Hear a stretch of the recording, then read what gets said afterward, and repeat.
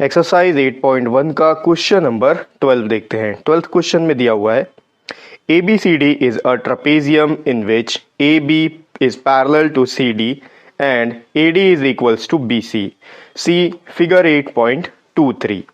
देखो यहाँ जो आपको फिगर दिख रहा है, ये फिगर में ABCD एक ट्रेपेजियम है, ठीक है। अब आगे आपको एक्सटेंड किया हुआ दिख रहा है, बी के आगे ई तक एक्सटेंड किया हुआ है, सी से ई को जोड़ा हुआ है, उसके बारे में हम आगे बात करेंगे। पहले ये देखो आप, ABCD जो है ये एक ट्रेपेजियम है जिसमें ABCD के पैरेलल है और AD जो है वो BC के इक्वल है। अब इसके बेसिस पे आपको कुछ क्वेश्चंस पूछा है। इन क्वेश्चंस में आपको सबसे पहले ये प्रूव करना है कि एंगल A और एंगल B आपस में इक्वल है, ठीक है। उसके बाद सेकंड में प्रूव करना है कि एंगल C और एंगल D भी आपस में इक्वल है। फिर आपको थर्ड में प्रूव करना है कि ट्राइंगल ABC और ट्राइंगल BAD ये दोनों कॉन्करेंट हैं। अब आपको यहाँ पर ट्राइंगल ABC और BAD तो नहीं दिख रहा होगा, इसका मतलब हमको यहाँ पर कंस्ट्रक्शन करना है, सिर्फ आपको डायगोनल ड्रॉ करना है, ठीक है। उसके बाद आपको लास्ट में प्रूव करना है कि डायगोनल AC और BD भी आपस में इक्वल है।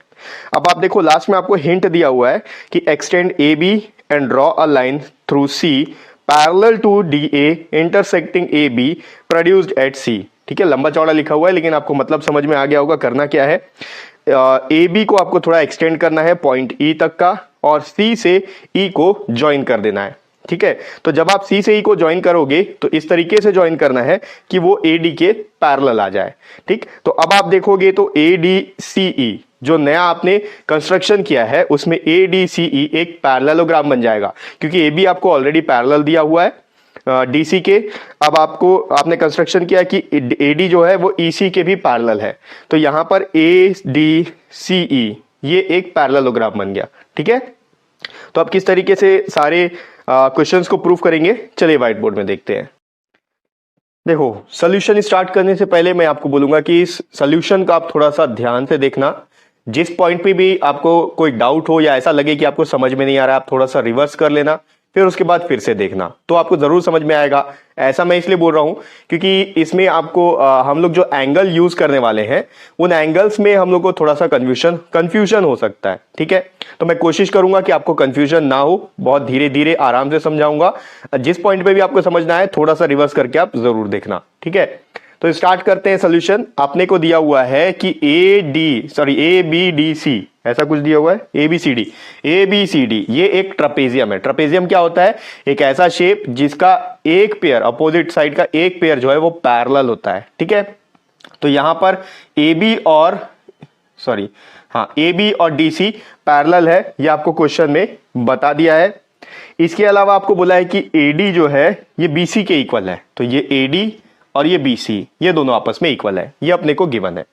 अब हम लोग को सबसे पहले प्रूव करना है कि एंगल A और एंगल B ये दोनों आपस में इक्वल है, ठीक है। तो इस क्वेश्चन को सॉल्व करने के लिए हम लोग को यहां पर एक हिंट दिया हुआ है कि आप C से पॉइंट E को ज्वाइन करो। पहले तो आपको बोला है कि AB को आगे एक्सटेंड करो पॉइंट E तक का और C को E से ज्वाइन कर लो। ये CE इस तरीके से होना चाहिए कि AD के पैरेलल हो जाए, ठीक है। तो ये हम लोग का कंस्ट्रक्शन है। या आप चाहो तो यहां पर लिख सकते हो कि draw C extend AB to point E and join CE such that CE is parallel to AD, ठीक है। तो मैं यहां पर लिख सकता हूं कि AD जो है वो CE के पैरेलल है बाय कंस्ट्रक्शन। ये हमको गिवन नहीं है, ये हमको कंस्ट्रक्ट करना है, ठीक है। अब यहां पर देखो ट्रेपेजियम ABCD में अगर आप देखोगे ये एंगल A है और ये एंगल B है, ठीक है। तो फिलहाल पहले मैं इनको नाम दे देता हूं, या फिर नाम नहीं देते, नाम देने से और ज्यादा कंफ्यूजन हो जाएगा, तो ऐसे ही रहने देते हैं। ये एंगल A एंगल B है। उसके बाद ये वाला है, यहां पर देखो ये एक ट्राइंगल बन रहा है BEC, तो यहां पर भी कुछ एंगल्स फॉर्म होंगे, ठीक है। तो आप थोड़ा सा ध्यान से देखना, कहीं ऐसा ना हो कि कौन कौन सा एंगल है इसमें आप कंफ्यूज हो जाओ, ठीक है। तो सबसे पहले हम लोग क्या करेंगे, यहां पर हम लोग लिख लेते हैं कि ADCE ये एक पैरेललोग्राम फॉर्म हो गया, या फिर आप लिख सकते हो AECD, कुछ भी लिख सकते हो। AECD ये एक पैरेललोग्राम फॉर्म हो गया बाय कंस्ट्रक्शन, ठीक है। हमने कंस्ट्रक्शन कैसी, तब ये एक पैरेललोग्राम बन गया है। अब आप यहां पर देखो, जब ये पैरेललोग्राम बन गया है तो अब देखो AD जो है EC के इक्वल हो जाएगा, क्योंकि पैरेललोग्राम के ऑपोजिट साइड्स पैरेलल होने के साथ साथ इक्वल भी होते हैं। तो मैं यहां लिख सकता हूं AD is equals to CE। आप ध्यान से देखना मैं कहां से लेकर आऊंगा आंसर। ये क्यों हो रहा है? क्योंकि AECD एक पैरेललोग्राम है और ये दोनों ऑपोजिट साइड्स हैं इस पैरेललोग्राम के। ठीक है, ऑपोजिट साइड्स ऑफ पैरेललोग्राम। अब यहां पर देखो क्वेश्चन में हमको गिवन है कि AD जो है वो BC के इक्वल है। AD BC के इक्वल है। AD इक्वल्स टू BC, ये आपको गिवन है। तो इन दोनों से मैं एक कंक्लूजन निकाल सकता हूं, AD CE के भी इक्वल है और AD BC के भी इक्वल है। ठीक है, तो मैं लिख सकता हूं कि CE is equals to BC। LHS दोनों का इक्वल है तो RHS भी इक्वल होगा। आप लिख सकते हो therefore CE is equals to BC। अब देखो ये है CE, ये है BC, ये दोनों भी आपस में इक्वल हो गए, ये तीनों आपस में इक्वल है। ठीक है, अब इस ट्राइंगल में आ जाओ, ट्राइंगल CEB में। इन ट्राइंगल CEB या BCE कुछ भी लिख सकते हो, BCE लिख लेता हूं मैं। ठीक है, इस ट्राइंगल में हम लोग एक थ्योरम यूज करेंगे। कौन सा theorem? Angles opposite to equal sides are equal. ये कौन सा थ्योरम है? जो अगर कोई साइड्स किसी ट्राइंगल में दो साइड्स आपस में इक्वल होते हैं तो उनके ऑपोजिट एंगल भी आपस में इक्वल होते हैं। तो इस ट्राइंगल में BC और EC ये दोनों आपस में इक्वल है, दोनों साइड्स है इस ट्राइंगल के। तो BC का ऑपोजिट एंगल ये हो गया एंगल E और EC का ऑपोजिट एंगल हो गया ये एंगल B। ठीक है, अब देखो यहां कंफ्यूजन ये हो सकता है कि एंगल B जो है ट्रापेजियम में भी है और एंगल B इस ट्राइंगल में भी है। तो यहां पर हमने तो लिख लिया है कि हम ट्राइंगल की बात कर रहे हैं, फिर भी कंफ्यूजन ना हो इसलिए मैं इसको एक नाम दे देता हूं। इसको दे देते हैं एंगल 1। ठीक है, तो यहां मैं बोल सकता हूं कि एंगल E जो है एंगल 1 के इक्वल है। क्यों है? क्योंकि BC और EC आपस में इक्वल है। अगर दो साइड्स इक्वल है तो उनके ऑपोजिट एंगल इक्वल होंगे। इसका ऑपोजिट एंगल ये, इसका ऑपोजिट एंगल ये। तो मैं यहां लिख लूंगा angle 1 is equals to angle E। Reason आप थ्योरम पूरा लिख सकते हो, angles opposite to equal sides are equal. अब देखो जो ADCE ये जो है पैरेललोग्राम है, इसमें यहां पर आप देखो AD जो है EC के पैरेलल है और AE एक ट्रांसवर्सल का काम कर रहा है।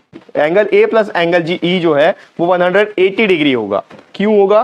क्योंकि ये लोग इंटीरियर एंगल है ट्रांसवर्सल के same side. Interior angle on the same side of transversal are supplementary. ये पैरेललोग्राम का एक प्रॉपर्टी, पैरेलल लाइंस का एक प्रॉपर्टी है। ठीक है, तो मैं यहां लिख सकता हूं angle A plus angle E is equals to 180 degree. Reason पूरा लिख सकते हो कि alternate interior angle on the same side of transversal, या इसको हम लोग को इंटीरियर एंगल्स भी बोलते हैं। तो आप लिख सकते हो को इंटीरियर एंगल्स। ठीक है, अब आप देखो यहां पर ये वाला जो एंगल है, ये एंगल और ये एंगल, ठीक है, ये वाला एंगल और ये वाला एंगल, इनका सम भी 180 डिग्री होगा। क्यों? क्योंकि एक लीनियर ये लोग एक लीनियर पेयर फॉर्म कर रहे हैं। यहां देखो ये वाला एंगल और ये वाला एंगल, तो मैं इसको नाम दे देता हूं एंगल 2। तो हम लोग लिख सकते हैं angle 1 plus angle 2, angle 2 is equal to 180 degree. Reason linear pair. ठीक है, इसको नाम दे देते हैं इक्वेशन नंबर 1 और equation number 2।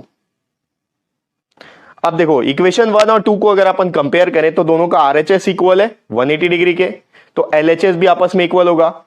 From equation 1 and 2 LHS में इसका है angle A plus angle E is equals to angle 1 plus angle 2। ठीक है, अब देखो एंगल 1 जो है वो एंगल E के इक्वल है, तो मैं इसको रिप्लेस कर सकता हूं। या तो आप यहां एंगल 1 लिख लो, यहां पर या तो यहां पर एंगल E लिख लो। तो मैं लिखूंगा angle A plus angle 1 is equal to angle 1 plus angle 2। कहां से आया? Angle angle 1 is equal to angle E। ये हमने प्रूफ किया है। ठीक है, ये अपनी लेके आए हैं। तो अब देखो ये दोनों ऑपोजिट साइड्स हैं, इधर भी एंगल 1 है उधर भी एंगल 1 है, ये भी प्लस है वो भी प्लस है, तो दोनों कैंसिल हो जाएगा। कैसे कैंसिल होता है मैं बता चुका हूं। एंगल 1 इधर प्लस में है, अगर उस साइड जाएगा तो माइनस में हो जाएगा, तो एंगल 1 प्लस वाला और माइनस वाला कैंसिल हो गया, तो आप डायरेक्ट यहां से कैंसिल कर सकते हो। तो आपके पास क्या बचा, angle A is equal to angle 2। अब आप देखो एंगल 2 है क्या चीज, एंगल 2 जो है वो इस ट्रपेजियम का एंगल है, एंगल बी। तो अपन डायरेक्ट लिख सकते हैं angle A is equal to angle B, या फिर और करके लिख सकते हो angle A is equal to angle B. तो फर्स्ट पार्ट अपना प्रूफ हो गया कि एंगल ए और एंगल बी आपस में इक्वल है। ठीक है, अब मैं इसको रब करता हूं और इसका सेकेंड पार्ट देखते हैं। सेकेंड में आपको प्रूफ करना है कि एंगल सी है और एंगल डी ये दोनों आपस में इक्वल है। देखो यहां पर जितना भी चीज आपको प्रूव करने के लिए बोल रहा है ये चीज आप ट्रपेजियम में देखोगे। ठीक है, मैं ऐसा क्यों बोल रहा हूं, क्योंकि एंगल सी अगर आप देखोगे तो वो इस ट्राइंगल में भी है, वो इस ट्रपेजियम में भी है और इस पूरे पैरेललोग्राम में भी है। ठीक है, तो आपको जो एंगल सी देखना है वो इस ट्रपेजियम में देखना है, क्योंकि क्वेश्चन में आपको ट्रपेजियम गिवन है। पैरेललोग्राम तो हमने क्वेश्चन को सॉल्व करने के लिए बनाया है, कंस्ट्रक्ट किया है। ठीक है, तो आपको एंगल सी ये वाला देखना है। तो अब आपको प्रूव करना है कि ये जो एंगल डी है ये एंगल सी के इक्वल है। ठीक है, तो अब आप ध्यान दो यहां पर हम लोग कैसे प्रूव करेंगे। हम लोगों ने कंस्ट्रक्शन किया है ए डी ई सी एक पैरेललोग्राम है।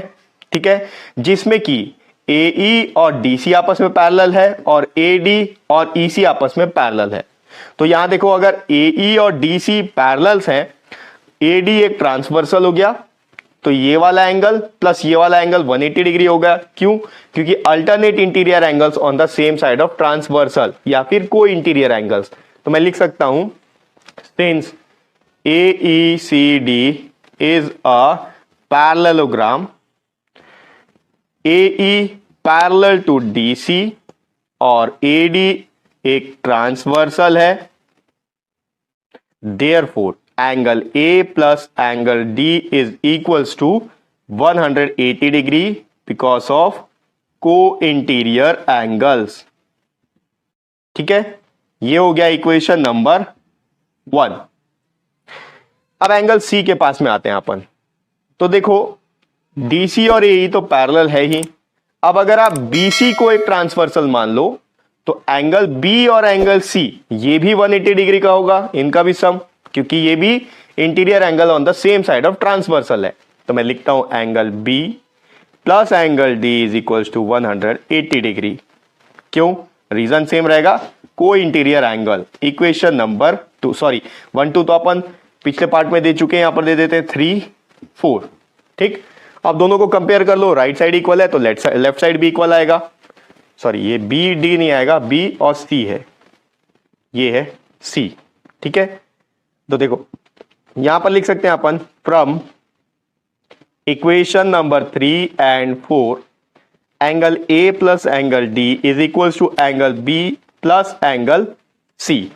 ठीक है, अब याद करो इसके पहले पार्ट में हमने प्रूव किया है कि एंगल ए और एंगल बी आपस में इक्वल है। तो यहां पर मैं एंगल ए को एंगल बी से रिप्लेस कर सकता हूं या फिर एंगल बी को एंगल ए से रिप्लेस कर सकते हैं। तो ये हो जाएगा angle A plus angle D is equal to angle A plus angle C. इसमें रीजन लिखोगे आप angle A is equal to angle B, proofed above. ठीक है, आपने पहले प्रूफ किया है कि ये दोनों आपस में इक्वल है। तो अब सेम चीज है, एंगल ए कैंसिल हो गया, बच गया angle D equals to angle C, angle C equals to angle D. यही चीज अपन को प्रूव करना था। ठीक है, तो अब मैं इसको रब करता हूं, इसके अगले पार्ट पे आते हैं कि अगला क्या प्रूव करना है वो देखते हैं। थर्ड पार्ट में आपको प्रूव करना है कि triangle A B C congruent होगा ट्राइंगल बी ए डी के।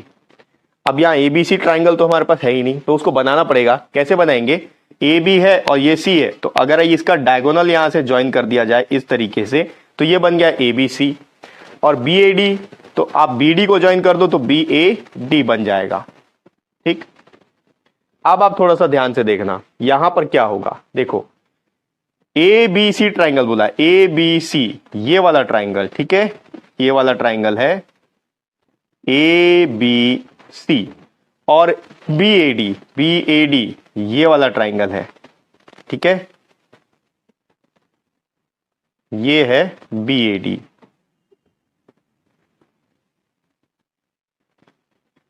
B A D. अब इन दोनों को हम लोग को कॉन्करेंट प्रूव करना है। ठीक, अब क्या क्या चीज है आप देखो। सबसे फर्स्ट इस क्वेश्चन के फर्स्ट पार्ट में हमने प्रूव किया है कि एंगल ए जो है वो एंगल बी के इक्वल है। ABCD ट्रेपेजियम है जिसमें एंगल ए एंगल बी के इक्वल है। तो मैं सबसे पहले यही लिख लेता हूं, angle A is equals to angle B. ठीक, इसके बाद आपको क्वेश्चन में गिवन है AD और BC आपस में इक्वल है। AD और BC, इस ट्राइंगल का AD, इस ट्राइंगल का BC, AD equals to BC question में आपको गिवन है। और इसमें आप लिख सकते हो कि प्रूव्ड अबव। ठीक है, हमने पहले प्रूव कर लिया है। AB देखो इसमें कॉमन है, AB इस ट्राइंगल में भी है, AB इस ट्राइंगल में भी है, तो AB is equals to AB, ये है कॉमन साइड। तो प्रूफ हो गया, तीन चीज इक्वल आ गए तो दोनों ट्राइंगल कॉन्करेंट। लेकिन कौन से रूल से देखते हैं, ये साइड है, ठीक है, और ये एंगल और ये साइड। तो देखो एंगल जो है दोनों साइड्स के बीच में आ रहा है, यहां भी ये साइड है, ये साइड है और ये एंगल दोनों बीच में, दो साइड्स के बीच में अगर एंगल आ रहा है तो SAS रूल यूज होगा। Triangle ABC is congruent to triangle BAD by SAS congruence rule. ठीक है, आगे देखते हैं इसका फोर्थ पार्ट। फोर्थ पार्ट तो बहुत ही सिंपल है। फोर्थ में आपको बोला है प्रूव करो कि AC जो है वो BD के इक्वल है। देखो AC BD, अभी अभी इन दोनों ट्राइंगल को हमने कॉन्करेंट प्रूव किया है, तो AC और BD तो आपस में ऐसे ही इक्वल हो गए बाई CPCT, क्योंकि ये दो कॉन्करेंट ट्राइंगल्स के करस्पॉन्डिंग पार्ट्स हैं। तो आप डायरेक्ट लिखोगे AC equals to BD by CPCT, या फिर आप चाहो तो लिख सकते हो कि triangle ABC is congruent to triangle BAD, therefore by CPCT AC is equals to BD।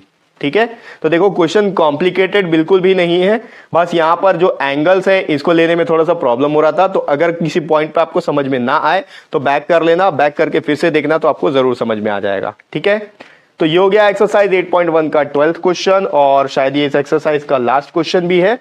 Next video से अपन आगे का पार्ट देखेंगे। नेक्स्ट वीडियो का लिंक आपको इसी वीडियो के डिस्क्रिप्शन बॉक्स में मिल जाएगा।